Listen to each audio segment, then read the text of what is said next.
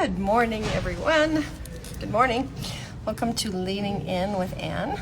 My name is Ann Ferguson, and I am an author. I'm a mom, and I'm a girl trying to figure a bunch of stuff out.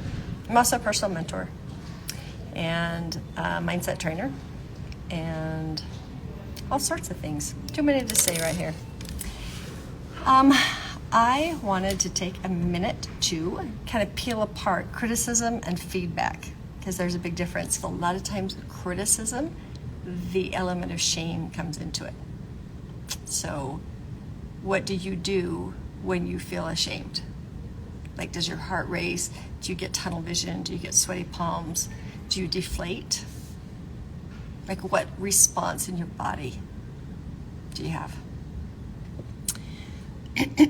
If you tried to do things on your own and you didn't have parents who could guide you or who would guide you, not handhold, not enable, not hover, but give you the appropriate amount of either emotional support or knowledge to do things, and then you're running around trying to figure out how in the world you're going to get it done,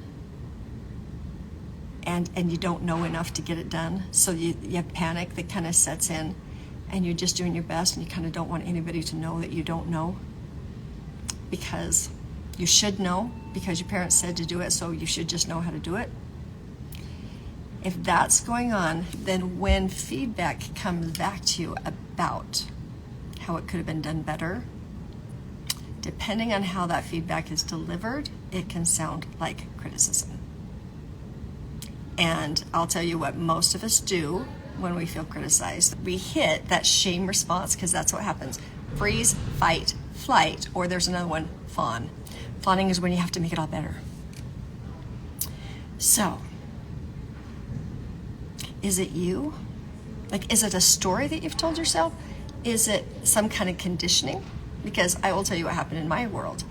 When I was criticized, to show that I had heard what the feedback was, I needed to show the appropriate amount of remorse for my mistake. So I would pick up a sledgehammer of doom and I would pound myself with it. I would match, like, especially if it was not just, hey, you could do this, but it was like, I'm so disappointed in you kind of stuff, then I would slam my head with a sledgehammer of doom and make sure that I modeled the disappointment, that the discouragement, that I don't know why I keep believing that you're going to do something. Whatever it is that parents did, you as an adult are modeling that until you're not. Do you know how hard it is? Okay, those of you who have 13-year-old girls, you can totally appreciate this. 13-year-old girls cannot take any kind of feedback at all. They are the worst. I believe that they are possessed by aliens. Parents are dumber than a rock, and they are Einstein. And you don't challenge Einstein. Like, they know everything, and they throw all sorts of shame and criticism back at you. It's one of the hardest things as a mom to go through when you have never had a teenager before, and they start telling you all the reasons why you suck as a human. It's rough. So the first time I had a 13-year-old, it was right in the middle of a divorce. So I thought it was all the divorce stuff. Then I had another teenager. She was delightful. She was always peaceful. She was always kind. She was always grateful. She was the light in the house. And then she turned 13. And she came to me one day and she said, "You need to apologize for changing, because you're just not my mom anymore." I felt crushed. I mean, I had navigated us through a divorce and got us stable, and I was crushed. And then I had to think. I took that moment to pause and go, "God, I need you." And it came. And I heard my words, and that was, "Sweetheart, you're right. I have changed. I don't put your hair in ponytails anymore. I don't pour your cereal. I don't tie your shoes. I don't think you want me to do those things anymore. But you're right. I mean, there's been some change." And I said, "But there's something else that's going on. And that is, your eyes have just become open. See, prior to this, you've thought that mom is just an identity. there's just mom. It's kind of like Barney, right? And then you find out that there's a man inside that costume. You kind of found out that there's a human inside mom, and she's kind of jacked up sometimes. And that can feel really, really scary, because right now you're trying to find out who you are. And the way that you're doing that is you're looking around at everybody at school and all the things about what you don't want to be. And you're going, oh, I don't like their shoes, and I don't like that gum, and why does she do her hair like that, right? And so you're trying to gather all of this information so you can grab your identity and know what you would love. And it's really hard when you hear feedback, because that means you are not what somebody else wants to be like. That's really rough. Your eyes are just open. You're just seeing the world. And it can be really scary because you need somebody who's absolutely stable while you're being so unstable right now. And I'm so sorry. I know you're going to make it through this. I do. And we're going to figure out our relationship too, honey. The thing is, I actually think you're the one who's growing and changing. Do you know how I know? Because that little guy over there, my son was 6, he still thinks I'm cool. See, he still had mom view of me. It's rough. When you are criticized, it says I'm wrong, I'm bad, I'm something. So what about feedback? Like, do you trigger into the shame? Do you trigger into the junior high school, oh, that means that I'm not a good person, or I'm not doing it right, or whatever the insecurities are? Let me tell you what to do. It's super hard. Take the moment to pause and listen and say, what are they trying to communicate? Now, you have a right, when they are literally beating you up in criticism, to say, this is not really productive.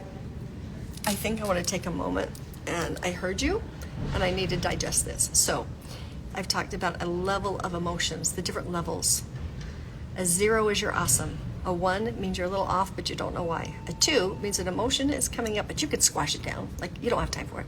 A 3 means that you can identify it. Now you're nervous, now you're scared, now you're frustrated, stressed, overwhelmed. A level 4 is when the emotion starts to take over and you stop thinking. That's when you need to discharge it. You need to text, or you need to write the email, or you need to call and talk to somebody, or you disengage. That's when you get real quiet. And it's like la la la la la, that thing that happens, you're at a level 4. Level 5 is when you do stupid. That's when you do things, you say things, you behave in a certain, you're just reacting, and it's not usually productive. So if somebody is giving you feedback and you find yourself in a level 4 where it's all of a sudden started to swarm and you can't even think anymore, you have permission to tap out. I am not able to hear you right now, and I actually really want to. I need to look at this, and let's circle back around when I've had time to process just this much. Is that okay? If you are level 4, you're not hearing any feedback anyway. Now, on the other hand, if you are giving feedback to someone and they are at a level 4, they are not hearing you anymore. So it's really important to say, I can see you're overwhelmed. Do you want to talk more? If not, it's okay. We can talk about this a little bit later. I'm just going to let you process that. That is kindness. What that is honoring. So another big hint about feedback versus criticism is asking permission. So you can know exactly what somebody needs to do. You can know exactly what you would do in the situation that would help. And if you offer that without being invited, people don't receive it. They're not open. So I heard once that unsolicited advice is criticism twice. The first time because they didn't ask you, and the second time because you think they don't have what they need to figure it out. That hit me so hard. As a personal mentor, I see things all the time, and I see what can be changed and what needs to shift. I can see the mindset that's not correct, whether that is a money mindset or a lack mentality, or if it's an emotional awareness issue. I see all sorts of things. Do you know how unkind it is for me to tell you all that I see in any given moment? It's not kind. So I have to suspend. I have to know that God is their God and feedback will come when they're ready eventually, or he gives me the words and I can feel this feeling when it's peaceful to say something. And in that moment, what I have to do is not start. I have to ask permission. I have a suggestion. I have something that I'm noticing that might help. Are you okay with me sharing that?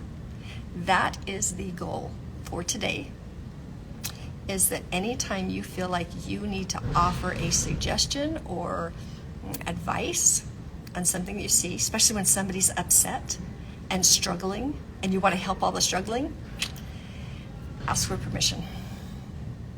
I have a suggestion. Do you mind if I share that? That's your cue for today. I've got to go. I've got 7 minutes to get back in. I hope this helped you. Oh. Part of the reason why I'm bringing this up is because I want some feedback. What about these lives is helping you? What do you wish I do differently? Do you have any questions that you would love me to answer? I would love some feedback. That was one of the things yesterday that came up, is that in order to really serve the people that you are trying to reach, you need to hear them. So I am inviting you. I give you permission to offer suggestions, to let me know what's working, and to provide me some feedback. I promise I won't pick up the sledgehammer of doom. I've asked. I'm open to receive. So, what would you love this to look like? What more do you need?